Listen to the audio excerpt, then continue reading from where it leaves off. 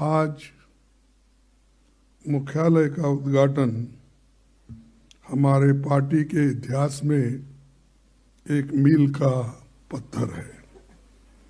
इंदिरा गांधी भवन नाम से कांग्रेस का स्थायी दफ्तर बनना हम सब के लिए बहुत गर्व की बात है। साथियों, ये बहुत खुशी की बात है कि ये भवन उसी इलाके में बना है जहां हमारे महान नायकों ने सोचा था 31 दिसंबर 1952 को पंडित जवाहरलाल नेहरू जी की अध्यक्षता में CWC की मीटिंग में ये बात हुई और उसके प्रोसीडिंग से मैं कोट करता हूं। उन्होंने क्या कहा था? The committee considered the question of the purchase of the site for the AICC office building. It was decided that a site for the AICC office be purchased in the Indraprastha state on the terms offered. यानी उस दिन की आवाज थी कि इसी area में Congress office बने और ये निर्णय उस वक्त जब जवाहरलाल नेहरू जी के घर में CWC की मीटिंग हुई, उसमें ये उनका इरादा था। तो मुझे खुशी है कि नेहरू जी की ख्वाहिश आज श्रीमती सोनिया गांधी जी ने पूरी की। इस मुख्यालय का शिलान्यास 28 दिसंबर 2009 को कांग्रेस के 125वें स्थापना दिवस पर सोनिया गांधी जी के नेतृत्व में हुआ था और उनकी देखरेख में भवन निर्माण का कार्य आगे बढ़ा। इसीलिए सोनिया जी से हमने अनुरोध किया कि आप उद्घाटन करें और आप यहाँ पधारे। इसी के लिए मैं आपको बहुत बहुत धन्यवाद देता हूँ और मैं आपका आभारी हूँ। साथियों, आज़ादी की लड़ाई के सबसे कठिन मौके पर 1920 के दशक से 1947 तक कांग्रेस का मुख्यालय इलाहाबाद में स्वराज भवन था, जहां पर इंदिरा गांधी जी का जन्म हुआ था और इसीलिए आज हम इसको इंदिरा गांधी भवन इस नाम से रखें। आज़ादी के बाद मुख्यालय इलाहाबाद से दिल्ली आया और 1969 में जंतर मंतर रोड से निकलकर फिर राजेंद्र प्रसाद रोड पर ये रहा और 1978 से अब तक 24 अकबर रोड पर हमारी ऑफिस है। कांग्रेस मुख्यालय कभी भी केवल ईंट और पत्थरों की इमारत नहीं है।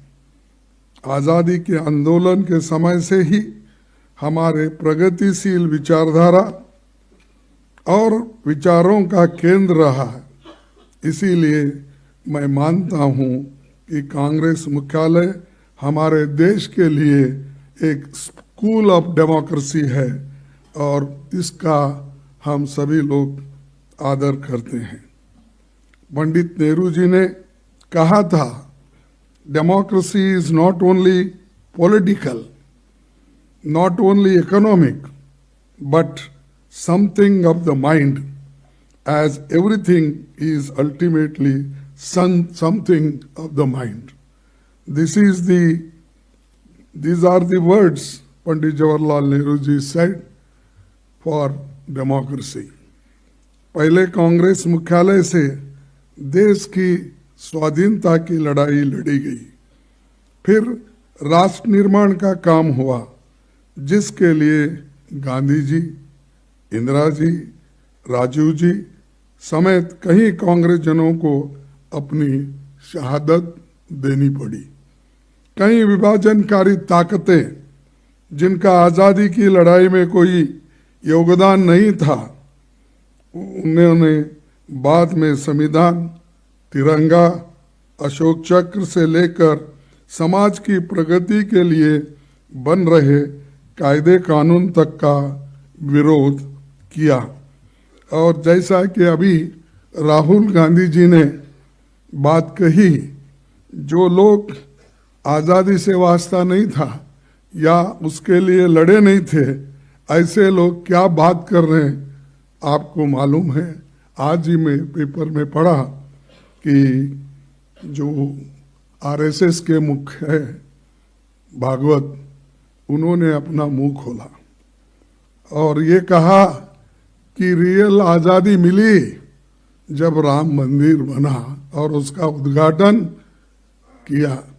तो सहज है कि मोदी और उन्होंने मिलके उसका उद्घाटन किए थे, इसलिए मोदी जी को आज़ादी मिली वो 2014 में, वो समझते हैं, क्योंकि 2014 में वो प्राइम मिनिस्टर बने।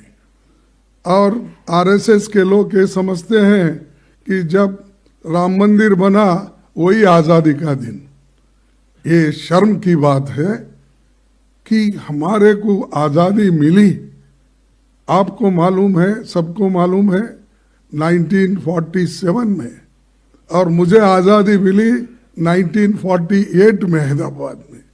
तो आज़ादी मिलने के बाद भी अभी उसको वो स्वीकार नहीं कर रहे, तो इसका मतलब ये है क्योंकि उनको कोई दर्द नहीं, कभी लड़े नहीं, कभी जेल में नहीं गए, इसीलिए वो उनको याद नहीं रहता। हमको याद इसलिए है कि हमारे लोग आज़ादी के लिए मरे हैं, आज़ादी के लिए ठोकरें खाए हैं, घर छोड़े हैं, इसीलिए हमको याद है, उनको याद नहीं है। इसीलिए मुझे ये कहना पड़ता है कि उनका जो स्टेटमेंट है उसको मैं कंडम करता हूँ, और ऐसी स्टेटमेंट अगर वो देते गए तो हिंदुस्तान में फिरना बड़ा मुश्किल उनको हो जाएगा। अब हमारा ये कांग्रेस मुख्यालय उन शक्तियों से लड़ाई लड़ने का केंद्र बनेगा जो संविधान और लोकतंत्र के विरुद्ध काम कर रहे हैं और जो ऐसे विचार फैला रहे हैं। तो इसको तोड़ में हम लोग इस एक केंद्र का उपयोग करेंगे और आप सभी लोग इसके लिए तैयार है, मुझे आशा है। तो मैं और एक बात आपके सामने रखूंगा कि 28 दिसंबर सन 1885 को WC बनर्जी की अध्यक्षता में मुंबई में पहले अधिवेशन से लेकर अब तक के सभी अध्यक्षों और नायकों को हम याद करना चाहिए, क्योंकि इन्होंने सभी संभाला।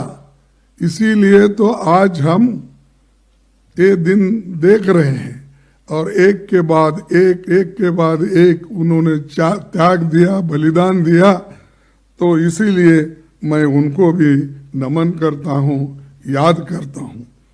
साथियों, 2024 का साल संविधान के स्वीकार करने का 75वां साल और राष्ट्रपिता महात्मा गांधी के कांग्रेस अध्यक्ष बनने की शताब्दी का साल भी है।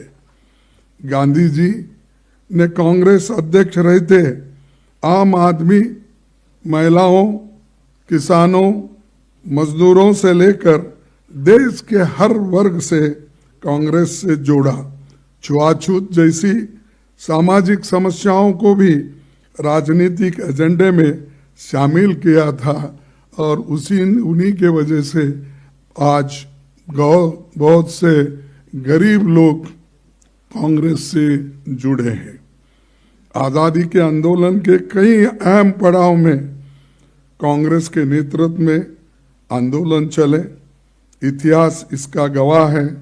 लेकिन आज इसी इतिहास के साथ छेड़छाड़ करने की कोशिश आरएसएस और उनके साथी लोग कर रहे हैं। मैं इस मौके पर एक बात कहना चाहता हूं। डॉक्टर अंबेडकर जी ने एक बात बताई थी, याद दिलाना चाहता हूं। उन्होंने कहा था, वे इतिहास नहीं बना सकते जो इतिहास भूल जाते हैं। तो ये बात हमको याद रखना चाहिए। जो इतिहास भूल जाते हैं, जो काम कांग्रेस ने किया उसको अगर भूल जाते हैं, जो लोग आज़ादी हमको दिलाई अगर हम भूल जाते हैं, तो आप कोई नया इतिहास बनाने वाले नहीं हैं। तो ये हमने ये बात इसलिए कह रहे हैं कि आज की जो पार्टियां हैं वो सिर्फ कांग्रेस को गालियां देने में ही अपना समय बिता रहे हैं। देश के लिए कुछ काम उन्होंने नहीं किया, सिर्फ प्रचार एक ही काम है। इसीलिए उनको भी हम ये कहना चाहते हैं। अपने कांग्रेस के साथियों को कहना चाहता हूं कि हमें इतिहास याद रखना है और लोगों को भी याद दिलाते रहना है। साथियों, विचारों की ताकत पर कांग्रेस कायम है। दादा भाई नौरोजी, महात्मा गांधी जी, सरोजिनी नायडू, सरदार पटेल, नेहरू जी, मौलाना आज़ाद, नेताजी सुभाष चंद्र बोस, राजेंद्र बाबू समेत सभी प्रमुख राष्ट्र नायक हमारी विरासत है। कांग्रेस की सत्ता के दौरान देश की तस्वीर बदलने वाले कई ऐतिहासिक काम हुए हैं। पंडित जवाहरलाल नेहरू के नेतृत्व में हुए प्रयासों से ही भारत दुनिया का सबसे बड़ा लोकतंत्र बना और अंबेडकर के नेतृत्व में दुनिया का सबसे बेहतरीन संविधान बना। शास्त्री जी के नेतृत्व में जो जय जवान जय किसान का नारा और जवानों और किसानों के लिए बहुत कुछ उन्होंने काम किया। पहली महिला प्रधानमंत्री इंदिरा जी के नाम पर बना ये भवन मातृशक्ति का प्रतीक है और ये हमेशा हम सभी के लिए प्रेरणा का केंद्र बना रहेगा। उनके कार्यकाल में 10 सूत्री योजना के तहत बैंकों और बीमा कंपनियों का राष्ट्रीयकरण, लैंड रिफॉर्म्स, प्रीवेपर्स खत्म करने का काम और हरित क्रांति, श्वेत क्रांति उन्होंने लाई और 20 सूत्री कार्यक्रम के तहत गरीबों और कमजोर तबकों के लिए साहसिक काम उन्होंने किया। पाकिस्तान को शिकस्त देकर बांग्लादेश को इंदिरा जी ने आज़ाद कराया और मुझे गर्व है कि 1969 में इंदिरा जी के ज़माने में मैं ब्लॉक कांग्रेस कमेटी का अध्यक्ष बना था और 2022 में मुझे अपना राष्ट्रीय अध्यक्ष आपने चुना। तो 69 से लेकर लगातार कांग्रेस पार्टी में मुझे सेवा करने का मौका मिला और आपने जो मुझे अध्यक्ष चुना 2022 में, ये इसका मैं बहुत ही आभारी हूँ और किसी भी शब्द में अगर मैं कहूँगा वो कम गिर जाएंगे शब्द, लेकिन इतना बड़ा एक हम पर आप सभी लोगों ने जो एक आशीर्वाद किया, इसीलिए आज हम आपके आइडियोलॉजी पे, हमारे आइडियोलॉजी पे हम डटे रहते हैं, डटे रहेंगे, चाहे वो कोई भी हो। प्रधानमंत्री हो, आरएसएस के मुख्य हो, होम मिनिस्टर हो, आज जो कांग्रेस के वर्कर को सता रहे हैं और वो अपनी बात कहने का काम कर रहे हैं, और यहाँ तक कि जो लोग उनके बगल में बैठते थे उनकी टीका भी शाह अपने अनेक जगह पे बात करते हैं। एक तरफ उन लोगों की तारीफ भी करते हैं, दूसरे तरफ उनको टोकते भी हैं। तो आज वो लोग भी परेशान है, भाई हमने इनसे तो गले लगा लिया, इन्होंने तो हमको दूर किया। लेकिन आज ऐसा समय है कि हम जो किए हैं उसको लोगों को याद दिलाना ज़रूरी है। और राजीव जी के समय संचार और सूचना क्रांति, ऑटोमोबाइल क्रांति, ग्रास रूट्स लेवल डेमोक्रेसी के लिए पंचायती राज और 18 साल की उम्र में वोटिंग के अधिकार जैसे ऐतिहासिक काम हुए। ये सब काम हमारे युवाओं को हम बताने की ज़रूरत है। आज जितने भी जो इंजीनियरिंग में इतना कंपटीशन है, कंप्यूटर इंजीनियरिंग के लिए और कंप्यूटर से जुड़े हुए सभी कोर्सेस के लिए, वो अगर किसी की देन है तो वो राजीव गांधी जी की देन है। हमको ये याद रखना चाहिए। पीवी नरसिंह राव जी के कार्यकाल में लिबरलाइजेशन, इकोनॉमिक रिफॉर्म्स के द्वारा देश को नई दिशा मिली। डॉक्टर मनमोहन सिंह जी की सरकार में RTI, RTE, food security, MNREGA, forest rights और भूमि अधिग्रहण कानून बना। वो सामाजिक सुरक्षा के लिए कई काम हुए जिससे जनता की ताकत बढ़ी। मैं यहाँ डॉक्टर मनमोहन सिंह जी के ऐतिहासिक योगदान को याद करते हुए उनको श्रद्धांजलि देता हूँ और घोषणा करता हूँ कि इस नए मुख्यालय में जो पुस्तकालय है उसका नाम डॉक्टर मनमोहन सिंह लाइब्रेरी होगा। तो हमने बहुत बड़ी लाइब्रेरी बनाई है, उस लाइब्रेरी का नाम मनमोहन सिंह जी के नाम पे रखना है। इसके लिए सबकी सहमति है, ऐसा मैं अपना ये करूँगा। तो ये सूचना भी मुझे हमारी नेता श्रीमती सोनिया गांधी जी ने दी कि ये करना ठीक होगा। तो इसीलिए कि जो लोग हमसे जुड़े हैं उन सब का सम्मान हम हमेशा करते रहे हैं और आज भी करेंगे। डॉक्टर मनमोहन सिंह जी के जाने के बाद उनकी अहमियत सभी समझ रहे हैं। He had once said that history would be kinder to him. I would like to assure Dr. Saab that history is indeed very kind to you. उन्होंने जो कहा था उससे भी ज़्यादा आज लोग हिंदुस्तान, देश के बाहर सभी लोग प्रशंसा उनको कर रही है। इसीलिए मैं खास करके श्रीमती सोनिया गांधी जी को धन्यवाद देता हूँ।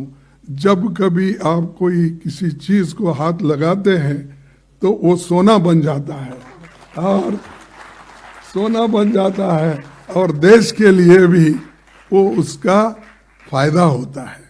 मैं ये नहीं कर रहा हूँ आपको खुश करने के लिए, ना उन्होंने नहीं है। तो मैं इसलिए कह रहा हूँ कि आपने सोच के उस वक्त जो कदम उठाए उसका फायदा सारे देश को हो गया। और आज जब दुनिया में उनकी चर्चा होती है, दुनिया में जब उनका कौतुक किया जाता है, तो ये सारा क्रेडिट हमको ही आता है, आपको ही आता है। ये आपके लिए मैं ये नहीं कह रहा हूँ कि हमारे लिए गर्व की बात है कि आपने ऐसे व्यक्ति को चुना जिसने सारे देश को और विदेश में अपना नाम फैलाया।